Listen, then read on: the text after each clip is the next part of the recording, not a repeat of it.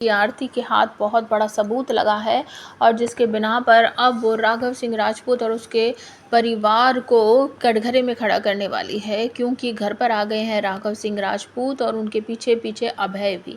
लेकिन कुछ लोग जो आरती और अंजलि को पसंद करते हैं वो उनसे मिलने आए हैं और उनसे मिलकर आरती को बहुत अच्छा लगा है, बहुत अच्छा महसूस हो रहा है। लेकिन पीछे पीछे राघव भी आ जाते हैं और वो बहुत बुरी तरीके से बर्ताव करते हैं और यहाँ तक कि अभय जो है वो आरती के साथ एक तरह से बदतमीजी भी करता है कि तुम बहुत गलत हो और तुम्हारी वजह से हमने अपना भाई खोया है, हमने अपने घर का बेटा खो दिया है, इस तरीके से करते हैं। तो आरती जो है वो रोने लगती है और उसके बाद कहती है कि मैं आप सबको ना कटघरे में खड़ा करूँगी और केस लड़ेगी मेरी माँ अंजलि और मेरे नाना गणेश अवस्थी और आप लोगों को सज़ा दिलवा कर रहेगी। और उसके बाद रोती हुई चीखती चिल्लाती हुई कहती है कि आप लोग मर्डरर हो, आप लोग खूनी हो, आपने मेरे बाबा की जान ली है और आप लोगों की वजह से मैं इस तरीके से अपनी ज़िंदगी जी रही हूँ अनाथों की तरह।